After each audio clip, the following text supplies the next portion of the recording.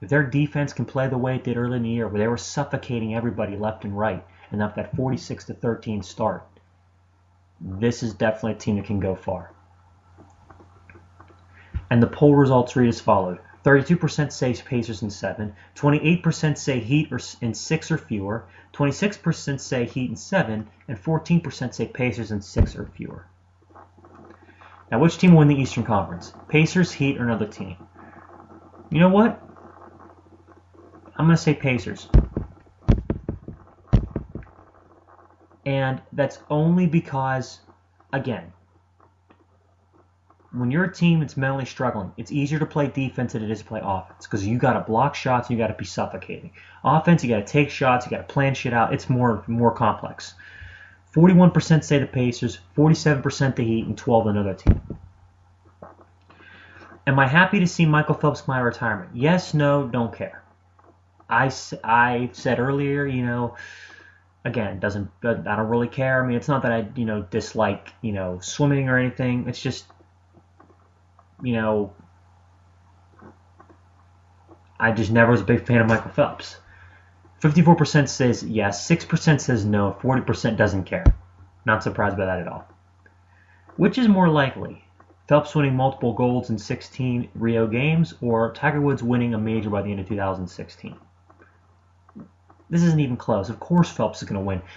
Phelps is a lock to win a gold medal when he enters the Olympics. If he trains and he enters the Olympics, he's a lock to win at least one gold. At least one. So I'd say he definitely gets 2. 66% agrees and says he'll get a gold. At least 2 golds.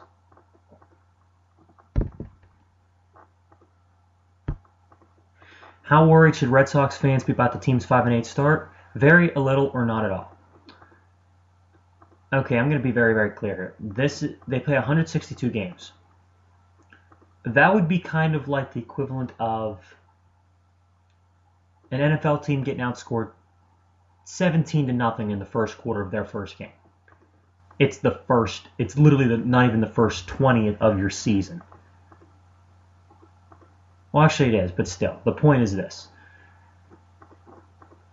You just started.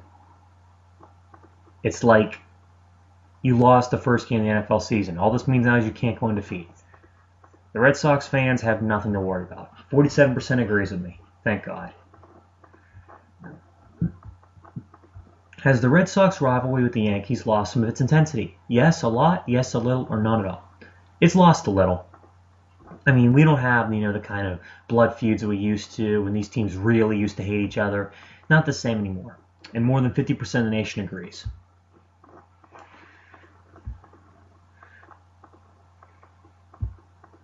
I would do the polls on Bubba Watson, but about where he ranks in the world right now and how many career majors he's going to end with. But, I can't make that call because A, I don't know much about golf, and B, I don't know much about Bubba Watson. Will Alden Smith play it down for the 49ers this year? Yes or no? I would imagine that a bomb threat in an airport, particularly nowadays, is at least somewhat of a sizable offense when you really can't go to rehab and get cleaned out for. Not like drug possession or substance abuse or any of that shit. He's screwed. He's not playing this year.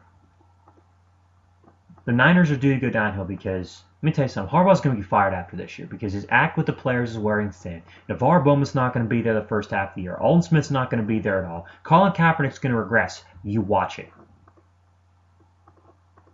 They had the opportunity to go out, maybe cut a couple of second stringers that weren't that good, bring in Deshaun Jackson for $8 million a year, and watch Colin Kaepernick have a really Pro Bowl year. But he's stuck with an aging Anquan Bolden, an overrated Michael Crabtree, a Vernon Davis who doesn't show up in the big games unless it's against the Saints, God forbid, and Frank Gore who's aging as well. Kaepernick is screwed, as are the Niners. In fact, I'd be stunned if they won 11 games this year.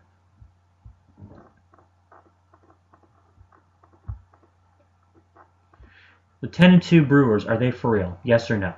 Like I said with the Red Sox, while it's too early to panic on them, it's way too early to crown a team for real if they get off to a 10-2 start. Yeah, then baseball, that's pretty damn good.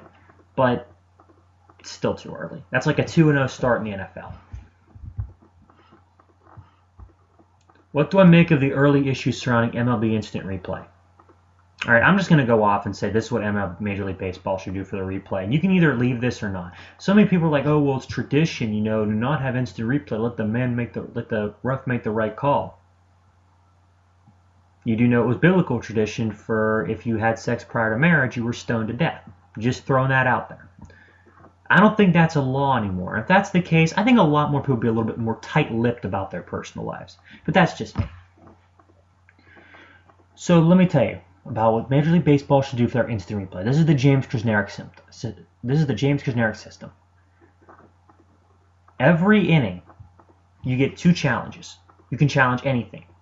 From a pitch, you can challenge anything to a foul ball. You can challenge anything you want. Safe, non-safe. I don't give a rat's ass.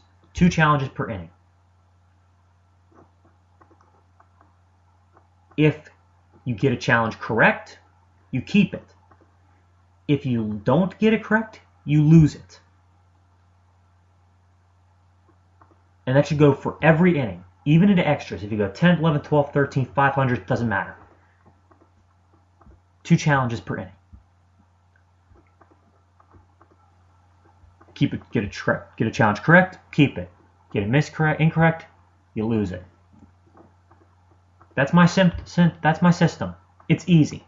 The reason why I'm saying symptom is because I'm in bio and I'm in pharmaceutical math. Of course, I'm talking medically here. Jeez. But my system is this. It's that easy. And honestly, that's partially derived from being around tennis and their challenge system. Every set you get 3 challenges. In the tiebreaker, you get 4. It's not that big a deal. Is Damian Lillard a legit NBA star? Great year, but is he a legit star like a LeBron, like a Kobe, like a Carmelo even, or a Derrick Rose, D-Rose, or a Durant? No, he's not there quite yet. 49% of the nation disagrees with me. They say yes. 36% agrees with me, says he will be, and 15% says no. What was a bigger factor in assessing Joe Dumars' tenure as the GM of the Pistons? The fact that he built a team that won the 03-04 title, or no playoff appearances since 2009? Obviously, the no playoff appearances, and I'll tell you why. You do one great thing, and people remember for a while and forget about it. You do one bad thing, and they'll remember that for the rest of your life. Let's put it this way. I could go out there right now and... Let's put it this way. When I was in high school and I played tennis, I won my section 2 years in a row, my junior and senior year individually, and made it to Whippeals. No player from my high school had ever done that. Nobody remembers that now. No one gives a rat's ass. But if I were to go out there in the middle of my street right now and do something vile or something of that nature, they would never forget it. That's the point. 40% says that they remember from the championship. 60% says no playoff appearances.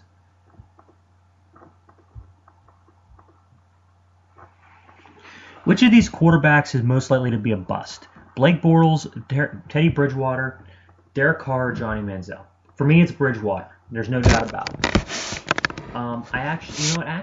It's between Bridgewater and Bortles, and I'll tell you why. I think Carr is more ready, and I think it's been proven. He had a really good pro day. He's got a good arm. Johnny Manziel right now is the clear-cut best quarterback in the draft. And for those of you that don't believe me, I'll do a show on that separately if you guys give me enough messages. Because I did that one time. I got enough messages and other people wanted me to do a show on it, so I did. But the quarterback that I think is most likely to be a bust is probably Bridgewater. He's not very tall, not very strong, not very fast. His arm's not that great. And in key moments this year, in big games, like against Central Florida or any of the primetime games he was in, I think it was against Rutgers even, he was average. He was average at best. He had a bunch of average. He had several really good games against really shitty teams. But against the good teams, he was average. And good teams in the A-10 conference, nonetheless. Blake Bortles, Central Florida, give him a pass because, yeah, you take out Baylor. Baylor's defense is a little bit underrated, but not by much. And Johnny Manziel right now, though, played in the SEC, tore up the SEC, tore up Bama twice, beat him once. Yeah. But I have to say right now, Bridgewater's the most likely candidate. And not surprisingly, people are selecting Manziel. Again, Let me put this in terms to understand. Manziel has the biggest upside. He wants to work the hardest. He's already asked professionals what to do. 35% say Manziel, 29% say Carr, 26% say Bridgewater, and 10% say Bortles. How the hell did Bortles automatically become a safe pick? Bortles, in my opinion, is more than just a glorified Brady Quinn. None special out of him.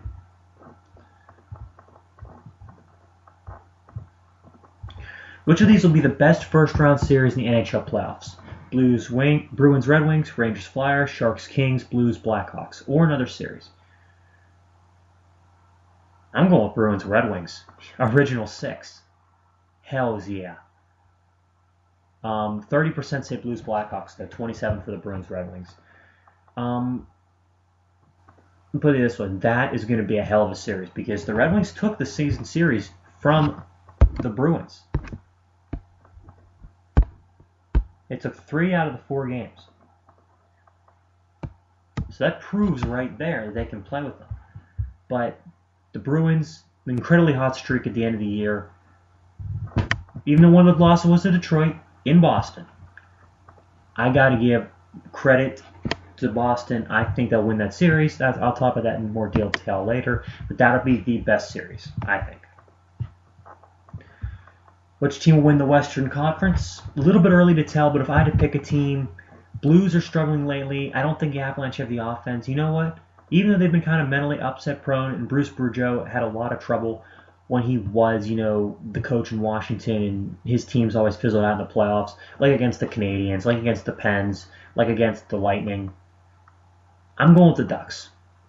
And I say I'm going with the Ducks because, again, we don't know how Taves and Kane are going to come back for the Blackhawks. The Sharks, again, just don't know if they've got that pedigree. The Kings, I don't know if they have enough offense. The Blues have struggled, and I don't know if the Avalanche do too. Ducks have a great offense and a very underrated defense. Which team will win the East? Bruins, Pens, or another team? Being a diehard Penguins fan, nothing would make me happier than to see them win the Eastern Conference and go on to win the Cup. But Pascal Dupuis not playing. He hasn't been playing at all this year. Malkin's injured. Probably be back. They can't find a guy to complement Kunitz and Crosby in that top line. Fleury still has the potential to go south, and he's gone south a couple times over the last month of the season, as has the team.